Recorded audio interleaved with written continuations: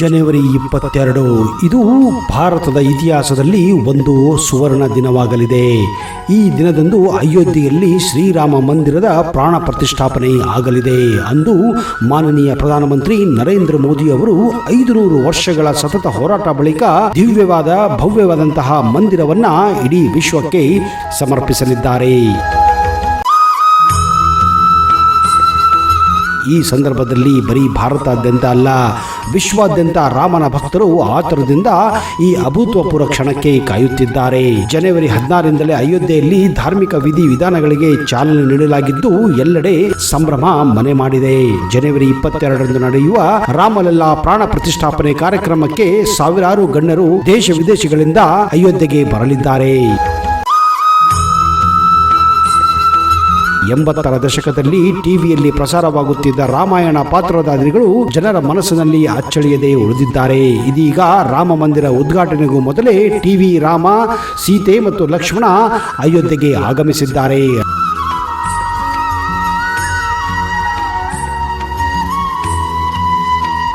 ರಾಮಾನಂದ್ ಸಾಗರ್ ರಾಮಾಯಣದಲ್ಲಿ ರಾಮನ ಪಾತ್ರ ನಿರ್ವಹಿಸಿದ್ದ ಅರುಣ್ ಗೋವಿಲ್, ಸೀತೆಯ ಪಾತ್ರವನ್ನು ನಿರ್ವಹಿಸಿದ್ದ ದೀಪಿಕಾ ಚಿಕಾಲಿಯಾ ಮತ್ತು ಲಕ್ಷ್ಮಣ ಪಾತ್ರವನ್ನು ನಿರ್ವಹಿಸಿದ್ದ ಸುನಿಲ್ ಲಹರಿ ಅವರು ರಾಮ ಮಂದಿರ ಉದ್ಘಾಟನಾ ಕಾರ್ಯಕ್ರಮಕ್ಕೆ ಇವರಿಗೂ ಆಹ್ವಾನ ನೀಡಲಾಗಿದೆ.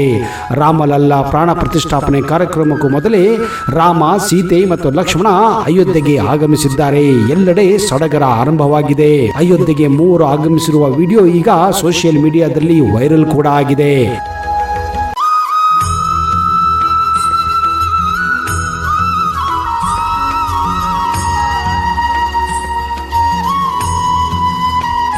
ರಾಮನಾಗಿ ಅರುಣ್ ಗೋವಿಲ್, ಸೀತೆಯಾಗಿ ದೀಪಿಕಾ ಚಿಕ್ಲಿಯಾ ಮತ್ತು ಲಕ್ಷ್ಮಣನಾಗಿ ಸುನಿಲ್ ಲಹರಿ ಕಾಣಿಸಿಕೊಂಡು ಹಿಂದೆ 80ರ ದಶಕದಲ್ಲಿ ಜನ ಮನವನ್ನ ಗೆದ್ದಿದ್ದರು. ಈ 3 ಮಹಾನ್ ಕಲಾವಿದರಿಗೂ ಈಗಾಗಲೇ ರಾಮ ಮಂದಿರ ಲೋಕಾರ್ಪಣೆ ಕಾರ್ಯಕ್ರಮಕ್ಕೆ ಆಹ್ವಾನ ನೀಡಲಾಗಿದ್ದು ಅಯೋಧ್ಯೆಗೆ ಆಗಮಿಸುತ್ತಿದ್ದಂತೆಯೇ ಈ 3ವರಿಗೂ ಭರ್ಜರಿ ಸ್ವಾಗತ ಸಿಕ್ಕಿದೆ.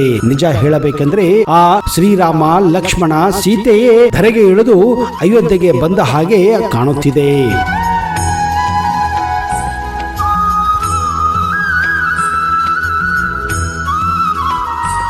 ರಾಮಾಯಣ ಹಿಂದಿ ಭಾಷೆಯಲ್ಲಿ 1987 ಹಾಗೂ 88ರಲ್ಲಿ ಪ್ರಸಾರವಾಗುತ್ತಿತ್ತು. ರಾಮಾನಂದ್ ಸಾಗರ್ ಈ ಸೀರಿಯಲ್ ನಿರ್ದೇಶಕರಾಗಿದ್ದರು.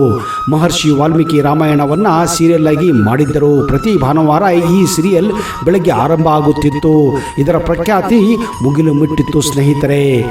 ಇಂಪಾರ್ಟೆಂಟ್ ಮೀಟಿಂಗ್ಗೋಸ್ಕರ ನೀವು ಆಫೀಸ್ಗೆ ಹೋಗ್ತಿರ್ತೀರಾ. ಅದಕ್ಕಿಂತ ಮೊದಲು ಟೀ ಕುಡಿಯುವಾಗ ಅಚಾನಕ್ ಆಗಿ ಒಂದು ಟೀ ಹನಿ ನಿಮ್ಮ ವೈಟ್ ಶರ್ಟ್ ಮೇಲೆ ಬೀಳುತ್ತದೆ. ಈ ಕಡೆ ಇಂಪಾರ್ಟೆಂಟ್ ಮೀಟಿಂಗು, ಶರ್ಟ್ ಕೂಡ ಹಾಳಾಗಿ ಹೋಗಿದೆ, ಮನೆಗೆ ಹೋಗಿ ಕ್ಲೀನ್ ಬೇರೆ ಮಾಡಕ್ಕಾಗಲ್ಲ. ಆವಾಗ ನಿಮ್ಮ ಉಪಯೋಗಕ್ಕೆ ಬರುತ್ತೆ ಕಲೆಗಳನ್ನ ತಕ್ಷಣವೇ ತೆಗೆಯುವ ಈ ಮ್ಯಾಜಿಕ್ ರೋಲರ್. ಇದನ್ನ ನೀವು ನಿಮ್ಮ ಪಾಕೆಟ್ ನಲ್ಲಿ, ನಿಮ್ಮ ಪರ್ಸ್ ಅಲ್ಲಿ, ಬ್ಯಾಗ್ ಅಲ್ಲಿ ಕೂಡ ಇಟ್ಟುಕೊಳ್ಳಬಹುದು. ಇದೇ ರೀತಿ ಮಕ್ಕಳ ಯೂನಿಫಾರ್ಮ್ ಅನ್ನ ಗಲೀಜು ಮಾಡಿದಾಗ, ಶೂಸ್ಗಳು ಕಲೆಯಾದಾಗ, ನಿಮ್ಮ ಕಾಸ್ಟ್ಲಿ ಸಿಲ್ಕ್ ಸಾರಿ ಮೇಲೆ ಕಲೆ ಬಿದ್ದಾಗ ಈ ಮ್ಯಾಜಿಕ್ ರೋಲರ್ ನ ಬಳಸಿ ಇನ್ಸ್ಟಂಟ್ ಆಗಿ ನೀವು ಕಲೆಗಳನ್ನ ತೆಗೆಯಬಹುದು. ಇದು 100% ಸೇಫ್ ಹಾಗೂ ನಾನ್ ಟಾಕ್ಸಿಕ್ ಕೂಡ ಆಗಿದೆ. ಇದರ ಬೆಲೆ ಕೇವಲ 449 ಮಾತ್ರ. ಕ್ಯಾಶ್ ಆನ್ ಡೆಲಿವರಿ ಕೂಡ ಇದೆ. ಈ ಮ್ಯಾಜಿಕ್ ರೋಲರ್ ನ ಆರ್ಡರ್ ಮಾಡಲು ಈಗಲೇ ಡಿಸ್ಕ್ರಿಪ್ಷನ್ ನಲ್ಲಿರುವ ಲಿಂಕ್ ಅನ್ನ ಕ್ಲಿಕ್ ಮಾಡಿ ಆರ್ಡರ್ ಮಾಡಿ. ಆ ಸಮಯದಲ್ಲಿ ಈ ಒಂದು ಧಾರಾವಾಹಿಯನ್ನು ನೋಡಿದಂತಹ ಜನರಿಗೆ ಗೊತ್ತು ಈ ಸೀರಿಯಲ್ ನ ಪ್ರಖ್ಯಾತಿ ಎಷ್ಟಿತ್ತು ಎಂದು.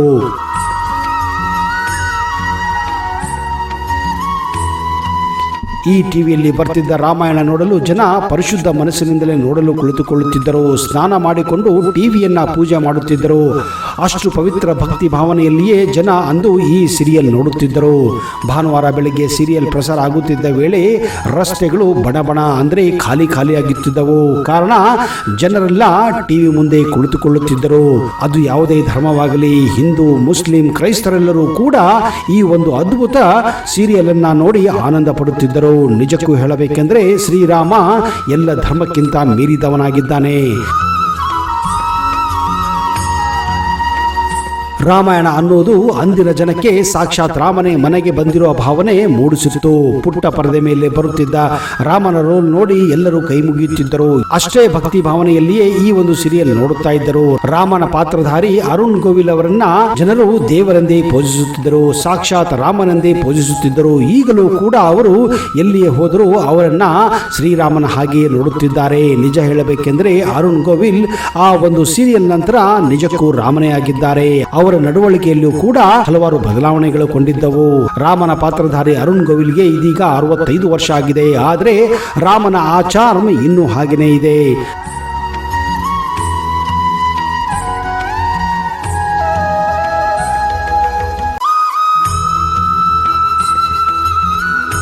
ಈಗ ಅಯೋಧ್ಯೆಯಲ್ಲಿ ರಾಮ, ಲಕ್ಷ್ಮಣ ಹಾಗೂ ಸೀತೆಯೇ ಸಾಕ್ಷಾತ್ ಧರೆಗೆ ಇಳಿದ ಹಾಗೆ ಈಗ ಕಾಣುತ್ತಿದೆ.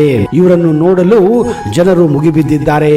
ನಿಜಕ್ಕೂ ಶ್ರೀರಾಮನ ಈ ಒಂದು ಅದ್ಭುತವಾದಂತಹ ಕಾರ್ಯಕ್ರಮಕ್ಕೆ ಎಲ್ಲರೂ ಬರುತ್ತಿರುವುದು ನಿಜಕ್ಕೂ ಎಲ್ಲರಲ್ಲೂ ಹೊಸ ಉತ್ಸಾಹವನ್ನ ತುಂಬಿದೆ. ಸ್ನೇಹಿತರೆ, ಈ ಸಮಯದಲ್ಲಿ ನಿಮಗೆ ಆಗಲಿಲ್ಲ ಅಂದ್ರೆ ಮುಂದೆ ಕೂಡ ನಿಮಗೆ ಅವಕಾಶ ಇರುತ್ತದೆ. ಜೀವನದಲ್ಲಿ ಒಮ್ಮೆ ಆದರೂ ಈ ಅದ್ಭುತ ಹಾಗೂ ದಿವ್ಯವಾದಂತಹ ದೇವಸ್ಥಾನವನ್ನ ಒಮ್ಮೆ ಅಯೋಧ್ಯೆಯಲ್ಲಿ ನೋಡಿ ನೀವು ಕೂಡ ಪುನೀತರಾಗಿರಿ.